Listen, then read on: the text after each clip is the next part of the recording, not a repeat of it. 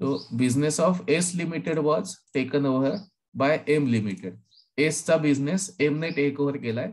म्हणजे इथे हे वाक्य वाचून आपल्याला एक क्लिअर कट आयडिया येते की एस लिमिटेड ही कंपनी बंद झाली आणि एम लिमिटेड ही परचेसिंग कंपनी आहे.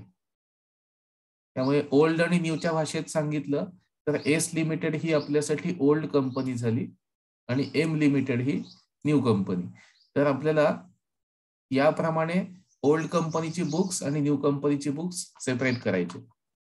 तर एस लिमिटेड साठी काय काय ऍडजस्टमेंट्स आहेत त्या बघूया. Goodwill of S limited was not taken over by M limited, म्हणजे गुडविल शून्य समजायचं एस साठी. पुढे बिल्डिंग इन्व्हेंटरी अँड डेटर्स ह्याची नवीन व्हॅल्यू दिली आहे. Amalgamation expenses of 5,000 were settled by S limited. इथे आता जुन्या कंपनीने अमलगमेशन एक्सपेन्सेस पे केले, त्यामुळे न्यू कंपनीच्या बुक्स मध्ये आपण जशी एंट्री घेतली होती लास्ट एका क्वेश्चनला तशी एंट्री काही इथे येणार नाही. ओके. नंतर bank OD should be settled by S limited before amalgamation. त्यांनी बँक ओव्हरड्राफ्ट सुद्धा सेटल करायचं आहे. That means liability will not be taken over. पुढे 5वी ऍडजस्टमेंट पीसी बद्दलची आहे आणि 6वी ऍडजस्टमेंट आहे स्टॅच्युटरी रिझर्व्हची. तर 5वी आणि 6वी सोडून आपण बाकीचे असेट लायबिलिटी इथे आधी ट्रान्सफर करून घेऊया. असेट टेकन ओव्हर मध्ये बिल्डिंग ऍडजस्टमेंट नंबर 2 प्रमाणे आहे 8 लाख. इन्व्हेंटरी 1 लाख. डेटर्स 1,05,000.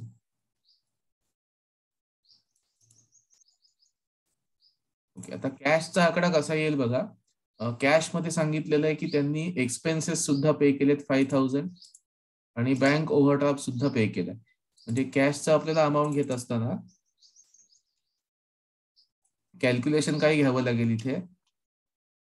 तर 54,400 actual amount less 5,000 for amalgamation expenses paid by old company less bank overdraft settled worth rupees 36,000. So calculation 54,400 minus 5,000 for expenses, 36,000 for bank overdraft.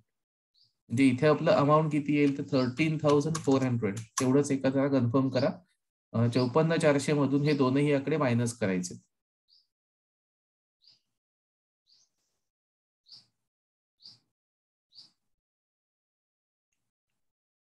एवढंच आहे. Yes, thank you. 13,400 amount आहे.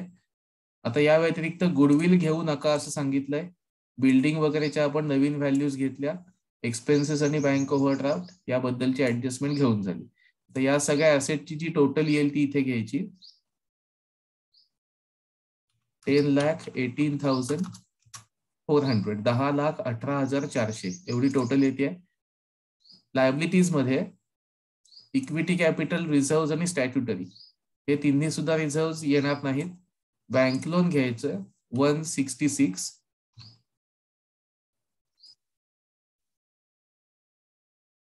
Creditors 1,38,000. Bank overdraft येणार नाही त्याचं कारण तो आधीच सेटल केलेला आहे.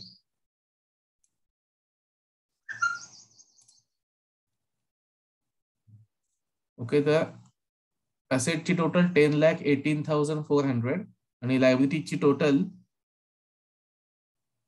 3,04,000.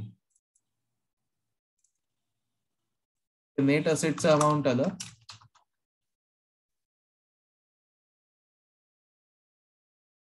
1,14,400. कन्फर्म करा, वेगळं येत असेल तरी सांगा. 7,14,400.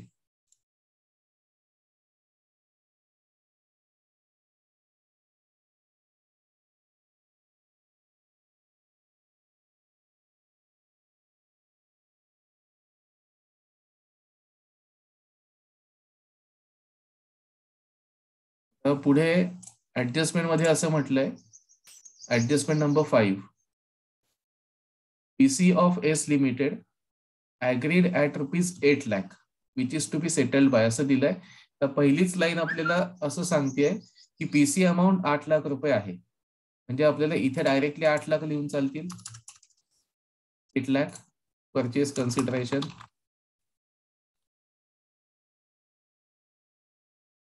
8 लाख हे डायरेक्टली दिलेलेच आहेत आणि ते कसे सेटल होतील ते पण पुढे दिलंय. आपण पहिले इथलं गुडविलचं कॅल्क्युलेशन कम्प्लीट करून घेऊ. त्यांनी जुनं गुडविल टेक ओव्हर केलेलं नव्हतं. नवीन गुडविल किती येईल तो ह्यातला डिफरन्स असणार आहे. 85,000 नवीन गुडविल आहे. त्यामुळे टोटल पीसी 8 लाख हे आपल्याला गिव्हन आहे. कोणत्याही म्हणजे पहिल्या स्टेटमेंट प्रमाणे किंवा सेकंड स्टेटमेंट प्रमाणे पीसी आपल्याला कॅल्क्युलेट केल्यानंतर समजले असं होत नाहीये. क्वेश्चनलाच आपल्याला पीसीचा अमाऊंट दिलेला आहे. तर ह्याला लमसम मेथड असं म्हणतात. When purchase consideration amount is already decided, only the question is how it is settled. That should be shown in settlement of PC. Otherwise the amount of PC is non. म्हणजे आता आपल्याला 8 लाख हे माहिती होते. आपण difference काढला. Amount of net asset taken over 714,400 and PC is 8 lakh. त्यामुळे जो काही डिफरन्स आला तो आपण इथे गुडविल म्हणून घेतोय. आता सेम असंच परचेस कन्सिडरेशनच्या स्टेटमेंट मध्ये करायचं. इथे सांगितलेलं काय आहे की 8 लाख रुपये फिक्स आहेत. Settled by issue of equity shares of M limited 10 each at ₹20 per share. 10चा शेअर 20 प्रमाणे इश्यू होईल. म्हणजे आपल्याला नंबर ऑफ शेअर्स काढण्यासाठी जसं आपण आधी कॅल्क्युलेट करायचो 8 लाख रुपये पीसी आहे आणि त्याला डिवाइड बाय प्रत्येक शेअर 20 प्रमाणे इश्यू होईल is equal to 40,000 shares.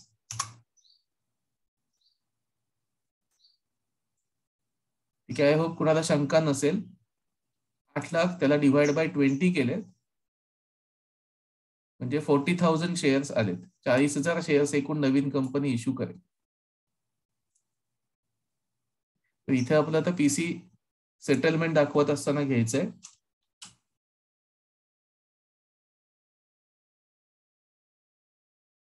Shares in new company आता एम आहे. Value 40,000 shares is 10. Premium 40,000 shares into ₹10. कारण 20 प्रमाणे तो इश्यू झाला होता.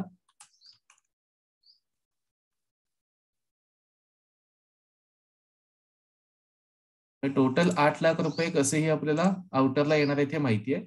फक्त त्याचं बायफर्केशन कसं होईल, 6 लाख 2 लाख असं होईल की 7 लाख आणि 1 लाख असं होईल. आता आलंय तसं दोन्ही ठिकाणी 4-4 लाख. ते फक्त आपण ऍज पर ऍडजस्टमेंट नंबर 5 इथे दाखवलंय. तर 8 लाखांचं पीसी सेटल केलंय. मेथड आता पीसीची होती लमसम मेथड. मेथड जरी समजली, नाव लक्षात नसेल तरी सुद्धा कसं पोस्टिंग करायचं तेवढं फक्त डोक्यात ठेवा. सेटलमेंटला 8 लाख रुपये आलेत आणि तेच अमाऊंट इथे कॅरी फॉरवर्ड करून आपण आता गुडविल काढलंय. उलट आलं असतं तर कॅपिटल रिझर्व्ह घेतलं असतं. आता आपल्या ऍडजस्टमेंट नंबर 1 to 5 कंप्लीट झाल्या. 6वी ऍडजस्टमेंट आहे स्टॅट्युटरी रिझर्व्हची मेंटेन फॉर 3 years. ही आपण नवीन कंपनीच्या बॅलन्स शीट मध्ये घेतो. तर आता न्यू कंपनीची बॅलन्स शीट जी काढायची याच्यामध्ये आपल्याला सगळे असेट आणि लायबिलिटी घ्यायचे, पण ते टोटल करून घ्यायचे. आपण शांतपणे 1 by 1 असेट लायबिलिटी घेऊया.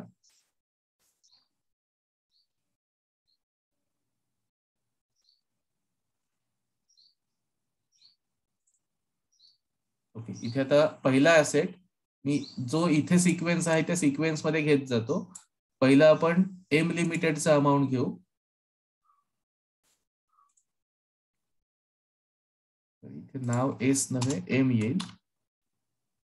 Of M limited new company. सगळ्यात पहिला असेट आहे गुडविल. गुडविल किती येईल तर एम लिमिटेडचे आधी 50,000 होतेच. त्यामध्ये प्लस करावे लागतील. आता जे आपण नेट असेट मध्ये गुडविल काढलं 85,600 तेवढे इथे प्लस करायचे. 600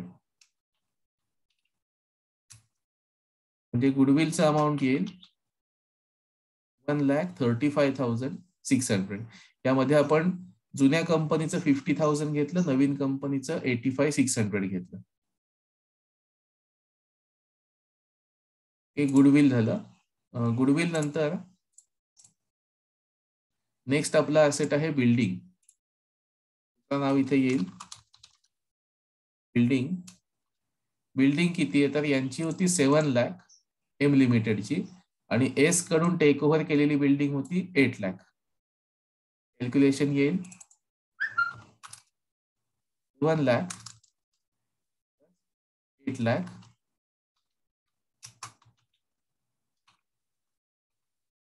15 लाख. थँक्यू. 15 लाख बिल्डिंग येईल. ओके. बिल्डिंग नंतर नेक्स्ट आहे इन्व्हेंटरी. इन्व्हेंटरी एम लिमिटेडचा आकडा आहे 1,88,000.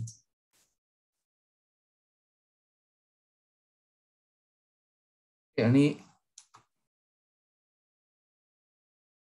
एस लिमिटेडचा टेकन ओव्हर आकडा होता 1 लाख. ऍडजस्टमेंट नंबर 2 मध्ये. त्यामुळे टोटल करेक्ट 2,08,000 इन्व्हेंटरी. पुढे डेटर्स.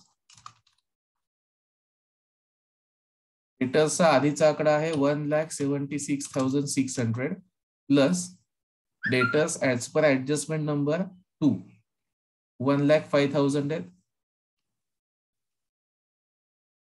तो आन्सर 2,81,600 डेटर्स झाले. आणि पुढचा cash. Cash at bank. Cash at bank 77,000 plus net asset calculate करत असताना आपण 54,400 मध्ये ऍडजस्टमेंट केल्या आणि कॅश ऍक्च्युअल घेतले 13,400 फक्त. त्यामुळे कॅश ऍट बँक इथे घेताना 13,400 फक्त ऍड करायचे.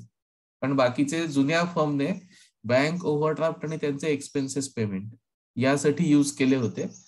त्यामुळे आपल्याला इथे फक्त 13,400 एवढी कॅश अवेलेबल मिळेल.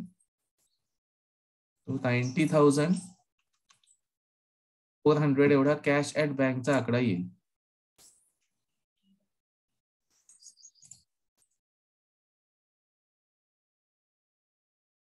असेट साइड कंप्लीट झाली. याच्यामध्ये गुडविल आपण ऍडजस्ट केलेली व्हॅल्यू घेतली. आता लायबिलिटीज पैकी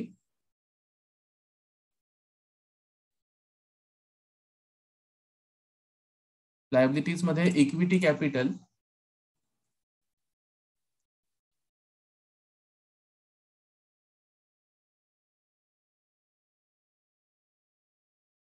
यांचा आधी होतं 5,60,000. 5,60,000 प्लस. आता इथे महत्वाचं म्हणजे एस लिमिटेडचे कॅपिटल आणि रिझर्व्ह हे कधीही जुन्या बॅलन्स शीट मधले बघायचे नाही, कारण ते जुन्या बॅलन्स शीट मधले इक्विटी शेअर होल्डर्स अकाउंटला जाऊन क्लोज होतात. फक्त आपण ऍसेट आणि लायबिलिटी नेट असेट मध्ये घेतो, त्यामुळे त्याची लिस्ट बघत जायची. कॅपिटल आणि रिझर्व्ह वगैरे जे असतात ते ऍडजस्टमेंट मध्ये किंवा स्टेटमेंट ऑफ पीसी सेटलमेंट मध्ये बघायचे. तर इथे पीसी सेटलमेंटला आपण घेतलंय. हे सगळे असेट आपले घेऊन झाले. लायबिलिटी ह्या 2 घ्यायच्या. गुडविल घेऊन झालं. पीसी सेटलमेंटला म्हटलंय नवीन शेअर्स जे इश्यू होतील त्यांची फेस व्हॅल्यू असणारे 4 लाख.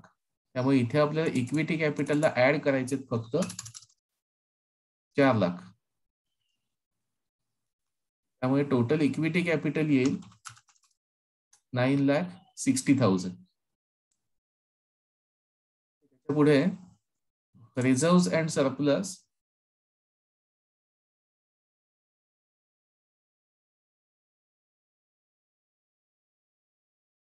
रिझर्व्ह अँड सरप्लस पहिल्या कंपनीचे जेवढे होते तेवढेच घ्यावे लागतील, कारण एस लिमिटेडचे रिझर्व्ह अँड सरप्लस जो आकडा आहे 154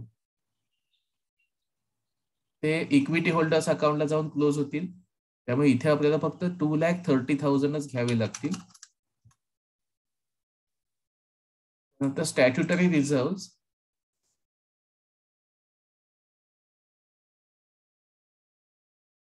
रिझर्व्ह वर एक ऍडजस्टमेंट आहे, ती घेण्यापूर्वी आधीच्या कंपनीचा अमाऊंट आहे 1,89,000 तेवढं घेऊ. स्टॅट्युटरी रिझर्व्ह जे एस लिमिटेडचे आहेत 1.5 लाख, हे इक्विटी शेअर होल्डर्सना आपण ट्रान्सफर केले, तिथे ते क्लोज होणार. पण यांनी ऍडजस्टमेंटला असं म्हटलंय की ते पुढची 3 वर्ष आणखी मेंटेन करायचे. मग ते मेंटेन करायचे म्हटल्यावर आपल्याला डबल साइडचा इफेक्ट आला. इकडे स्टॅट्युटरी रिझर्व्ह ऍड करावे लागतील 1,50,000. इथे आता आपलं अमाऊंट येईल 3,39,000. आणि या बाजूला स्टॅट्युटरी रिझर्व्ह 1.5 लाखाने वाढवले की एक आपला ऍसेट सुद्धा वाढतो. आता सिक्वेन्स थोडा वर खाली होईल.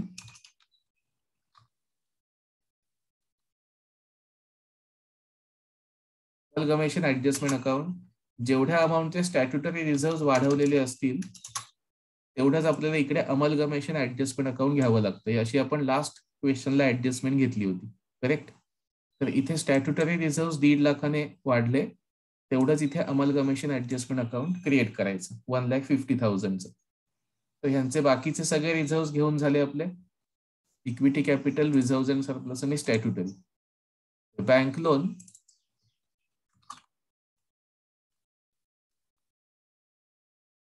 बँक लोन 1,89,000 होतं, त्याच्यामध्ये प्लस 166 ऍड होतील.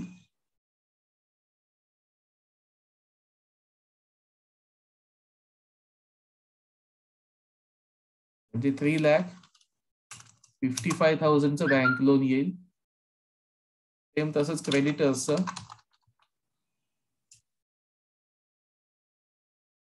क्रेडिटर्स 165 प्लस 138,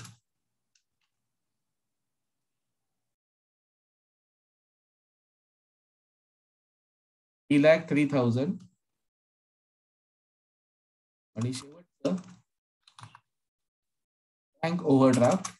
बँक ओव्हरड्राफ्टच्या ऍडजस्टमेंट मध्ये फक्त 47,600 एवढेच येतील, कारण सेकंड कंपनीचा जो बँक ओव्हरड्राफ्ट आहे एस लिमिटेडचा तो आधीच सेटल झालाय. त्यामुळे फक्त एम लिमिटेडचा जो बँक ओव्हरड्राफ्ट आहे तो आपल्याला इथे घ्यायचा आहे 47,600.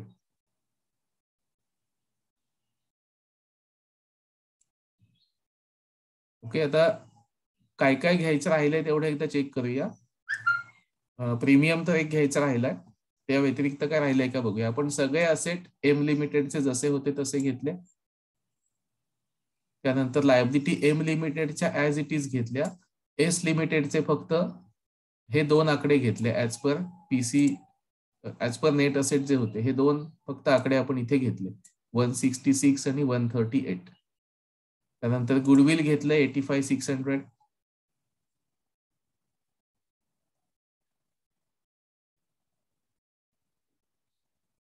आता एक ऍडजस्टमेंट मधला आकडा घ्यायचा राहिलाय, एकदा क्रॉस चेक करूया आपण. Building inventory debtors cash at bank सगळे आकडे इथे योग्य ठिकाणी घेऊन ऍड केले. बिल्डिंग इन्व्हेंटरी डेटर्स आणि कॅश ऍट बँक. नंतर गुडविल घेऊन झालाय, बँक लोन आणि क्रेडिटर्स घेऊन झालेत. म्हणजे नेट असेट स्टेटमेंट कम्प्लिटली आपलं ट्रान्सफर झालं. पुढे स्टेटमेंट ऑफ पीसी सेटलमेंट, याच्यामध्ये इक्विटी शेअरची फेस व्हॅल्यू जी होती 4 लाख ते आपण इथे कॅपिटलला ऍड केले, इक्विटी शेअरची फेस व्हॅल्यू. त्यानंतर प्रीमियम 4 लाख, सिक्युरिटीज प्रीमियम म्हणून हा रिझर्व्ह सोबत आपल्याला घ्यायचा आहे. त्यामुळे इथे रिझर्व्ह मध्ये एक आयटम वाढेल, सिक्युरिटीज प्रीमियम.